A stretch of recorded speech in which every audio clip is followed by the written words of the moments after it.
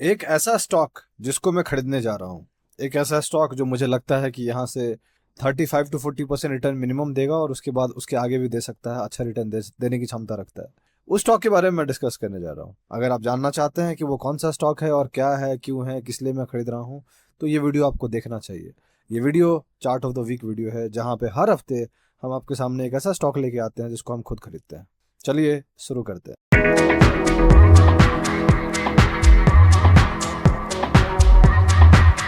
कैसे हैं आप लोग? मेरा नाम ब्रज भूषण हुआ और मैं आप लोगों का स्वागत करता हूं आप लोग के अपने चैनल पे, जिसका नाम है ट्रेड विद भूषण।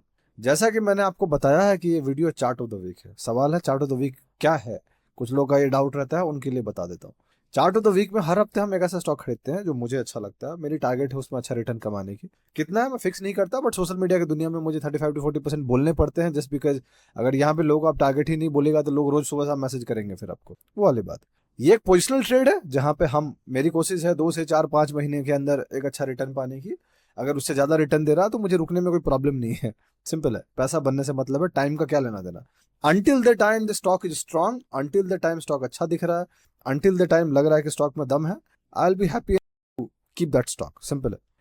मेरा टाइम फ्रेम मिनिमम 2 से 4 5 महीने है। उसके अंदर स्टॉप लॉस तो पक्का हिट हो जाता है अगर स्टॉक हमेशा अगेंस्ट जाता है, तो हमारे अगेंस्ट जाता है तो टारगेट के लिए लंबा टारगेट हो सकता है, तो उसमें कोई दिक्कत नहीं है। तो ये है पोजिशनल ट्रेड। आगे बढ़ने से पहले मैं आपको दो चीज क्लियर कर देना चाहता हूँ। पॉइंट नंबर वन, ये वीडियो कोई टिप या रिकमेंडेशन नहीं है, ये एक लर्निंग पर्पज वीडियो है।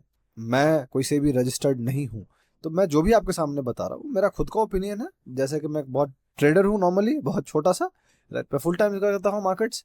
तो मैं अपने लिए जो स्टॉक ढूंढता हूँ उसके एनालिसिस मैं आपके सामने बना रहा हूँ, उसके आगे कुछ ज्यादा नहीं।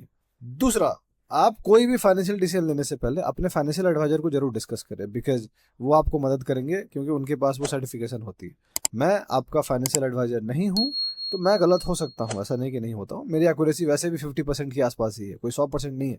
सोशल मीडिया की दुनिया में आपको लोग बोलेंगे कि उनकी एक्यूरेसी 100% है, बट या मेरी एक्यूरेसी 50% के आसपास ही चलता है। तो and I am still doing okay, right, इसमें कोई बुरा नहीं। ये रहा नॉर्मली जो था। अब चलते हैं कौन से स्टॉक को मैं ढूंढा हूँ। देखिए, जिस स्टॉक को मैं इस वीक ढूंढा हूँ वो स्टॉक मेरे हिसाब से अंडर वैल्यूड है। वो स्टॉक मेरे को ऐसा लगता है कि यहाँ से अच्छा कर सकता है।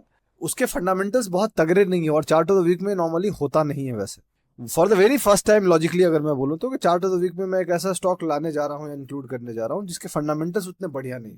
बट मेरी उम्मीद है, ऐसा मेरा मानना है, कि पहले चार्ट्स आपको शो करता है और बाद में फंडामेंटल्स इंक्लूड हो जाते हैं।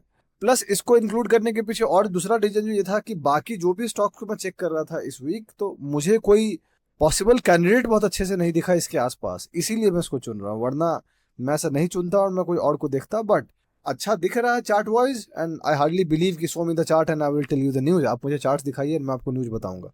But I am okay to lose अगर वो मेरे अगेंस्ट जाता है। तो कौन सा स्टॉक है? जो स्टॉक के बारे में बात करने जा रहा है, ये स्टॉक बहुत पॉपुलर नहीं है। ये स्टॉक की आईपीओ ऑलमोस्ट 3 साल 3.5 साल पहले आई थी, एंड उसके बाद से ये स्टॉक लिस्टेड हुआ है। स्टॉक का नाम क्या है? स्टॉक का नाम है, चलते हैं चार्ट्स पे। स्टॉक का नाम है GR इंफ्रा प्रोजेक्ट्स लिमिटेड। ठीक है, ये है स्टॉक जिसको मैं खरीदने जा रहा हूँ। अब आप कहोगे कि भाई आप इसको क्यों खरीदने जा रहे हो, मैं आपको समझाता हूँ। 2021 में लिस्ट हुआ था, 19 जुलाई 2021 के आसपास, आप देख सकते हैं, कोविड के बाद। फिर भी ऊपर जाने की कोशिश किया और उसके बाद ये नीचे चला गया all the way from.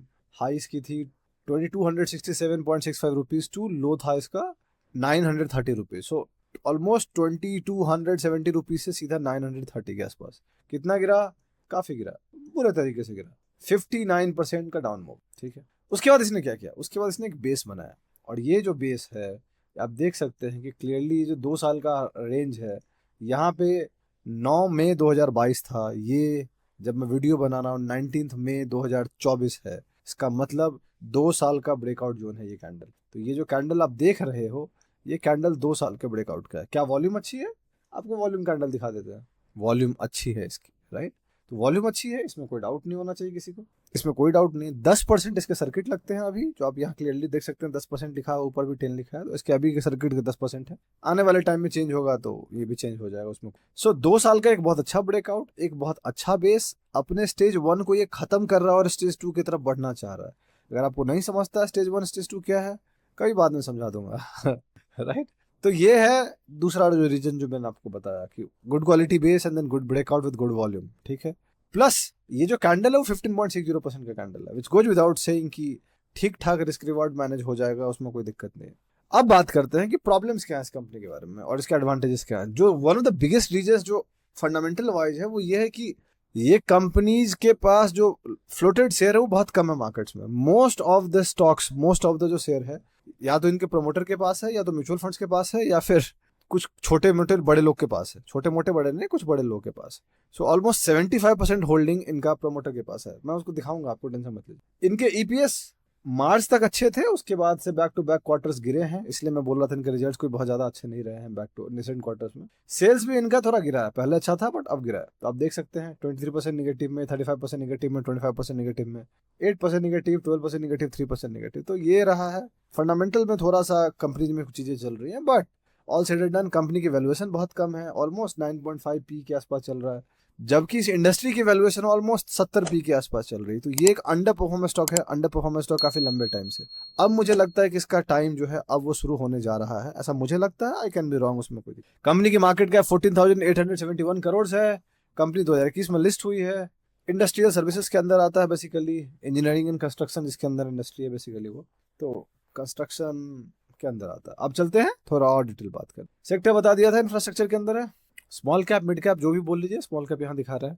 Performance देखिए, अगर परफॉर्मेंस देखिएगा तो आपको पता चलेगा कि 2 साल में 8.4% के आसपास दिया है। शायद आपको दिख नहीं रहा होगा, अब दिख रहा है। 2 साल के अंदर 8.5% का रिटर्न दिया है, विच मीन्स कि ये मार्केट को अंडर परफॉर्म किया है। 100% मार्केट को अंडर परफॉर्म किया, इसमें कोई डाउट नहीं।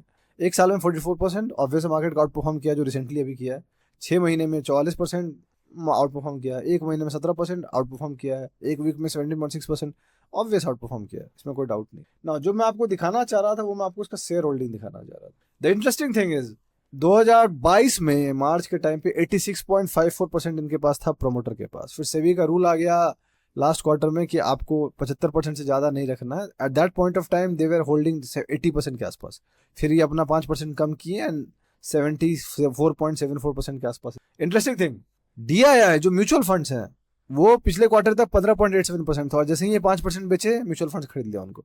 हाईएस्ट होल्डिंग जो म्यूचुअल फंड के पास है वो एसबीआई के पास ऑलमोस्ट 9%, राइट। तो म्यूचुअल फंड्स ऑलमोस्ट 20.61% है, तो 75% एंड 21.96%, मतलब ऑलमोस्ट 96% शेयर तो खत्म हो गया 95% के आसपास। नॉन इंस्टीट्यूशनल में 3.89% आपको दिखता है।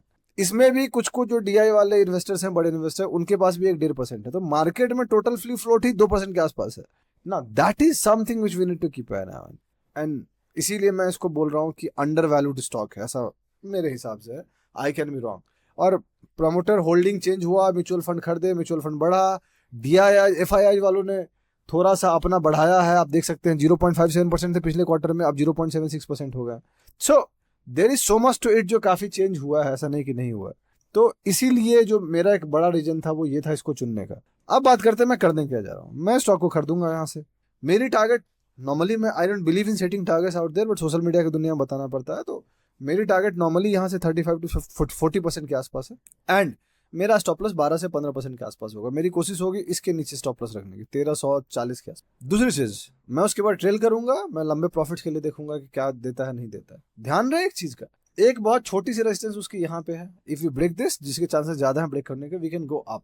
नाउ एक है यहाँ पे एरिया ऑलमोस्ट 2000 के आसपास, जो स्ट्रॉन्ग साइकोलॉजिकल रेजिस्टेंस होगा। यहाँ से 2000 ऑलमोस्ट 30% के आसपास। और मजे वाली बात है कि इसका जो ऑल टाइम हाई है, अगर उसको देखिएगा तो ऑलमोस्ट 40-45% के आसपास आ जाता है। So if this stock has to do great in coming time, it needs to make first 40-45% return, जो हमारा टारगेट के आसपास आ जाएगा, and then it needs to break that out.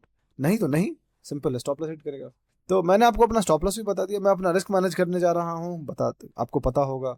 Markets जो भी करेगा मैं मेक श्योर करूंगा कि मेरे स्टॉप लॉस लग रहे हैं, मैं अपना रिस्क मैनेज कर रहा हूँ। तो यही थी टोटल एनालिसिस। अगर आपको अच्छा लगा तो आप लाइक कीजिए, सब्सक्राइब कीजिए हमारे चैनल को, सपोर्ट कीजिए, अपने दोस्तों के साथ शेयर कीजिए। बहुत जल्दी मैं आपसे अगले वीडियो मुलाकात करूंगा, तब तक के लिए आप अपना और अपने घर वालों का ध्यान रखें। शुभ रात्रि, चीयर्स।